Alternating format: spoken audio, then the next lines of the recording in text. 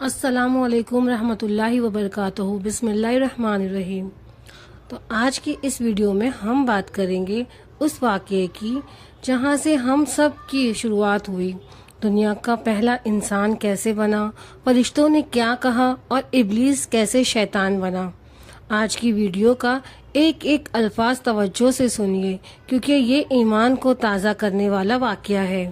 اللہ سبحانہ و تعالی نے ارادہ کیا کہ زمین پر ایک نایاب خلیفہ بنایا جائے۔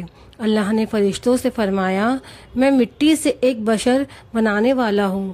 جب اللہ نے حضرت آدم علیہ السلام کا پتلا مٹی سے تیار کیا تو اس میں اپنی طرف سے روح پھونکی۔ جیسے ہی روح جسم میں داخل ہوئی، آدم علیہ السلام کو چھینک آئی۔ انہوں نے کہا الحمدللہ۔ اللہ نے فرمایا یرحمک اللہ، اللہ تم پر رحم کرے۔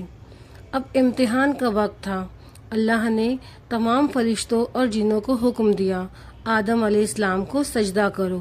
سب نے سجدہ کیا لیکن ابلیس نے انکار کر دیا۔ وہ تکبر میں آ گیا اور کہنے لگا، میں اس سے بہتر ہوں، تو نے مجھے آنکھ سے بنایا ہے اور اسے مٹی سے۔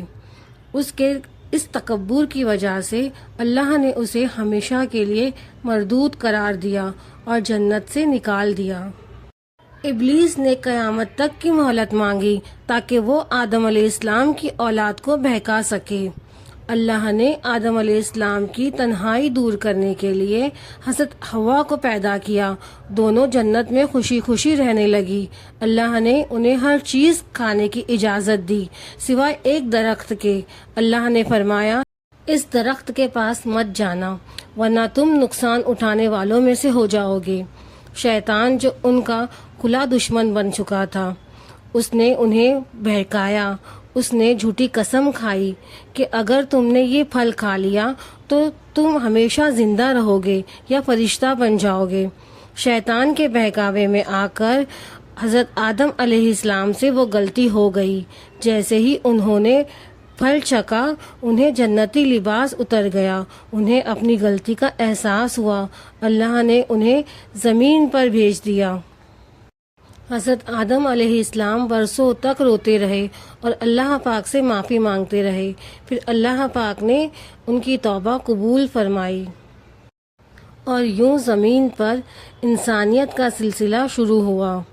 دوستو، آدم علیہ السلام کے بعد دنیا میں آبادی بڑھنے لگی، لیکن وقت کے ساتھ لوگ اللہ کو بھول گئے اور بتوں کی عبادت شروع کر دی۔ تب اللہ نے حضرت نوح علیہ السلام کو بھیجا۔ حضرت نوح علیہ السلام نے اپنی قوم کو دن رات سمجھایا۔ انہوں نے فرمایا، لوگوں، ایک اللہ کی عبادت کرو، وہی تمہارا خالق ہے۔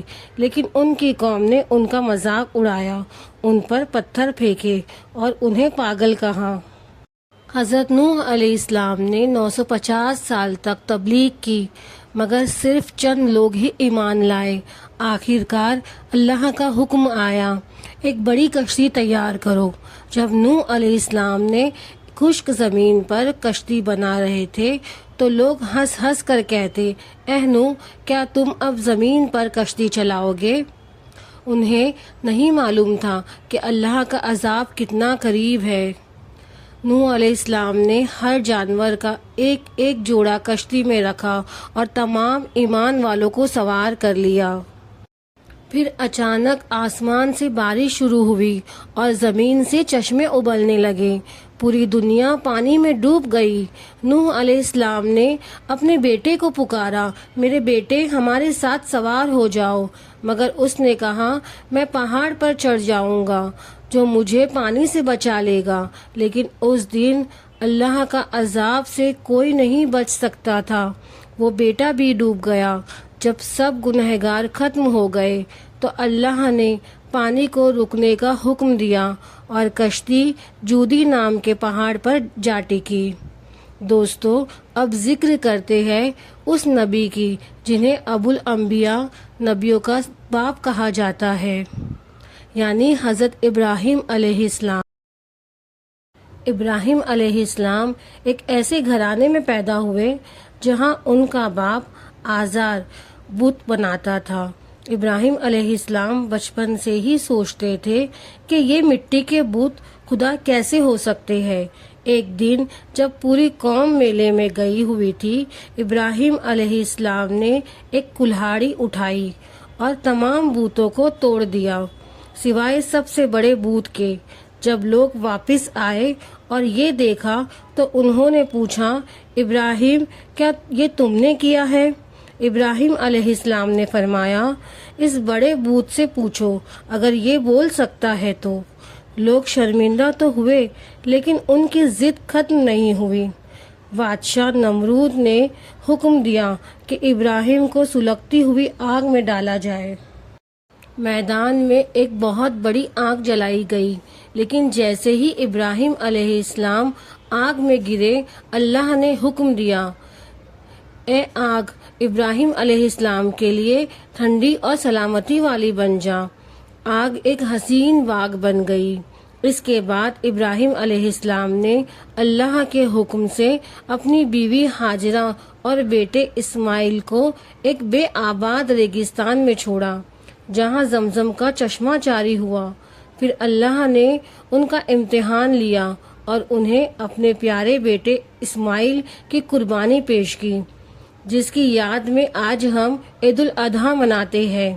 آخر میں باپ اور بیٹے نے مل کر اللہ کا گھر یعنی خانہ کعبہ کی تعمیر کی۔ یہ کہانیاں صرف ایک قصہ نہیں بلکہ ہمارے لیے ایک سبق ہے۔ آپ نے اس قصے سے کیا سیکھا؟ مجھے کامنٹ کر کے ضرور بتائیے، اور یہ سچا واقعہ آپ کو اچھا لگا ہو تو صدقہ جاریہ سمجھ کر ویڈیو کو لائک کریں اور سبسکرائب کریں اور نوٹیفیکیشن آن کریں تاکہ میری ہر آنے والی ویڈیو آپ تک پہنچے۔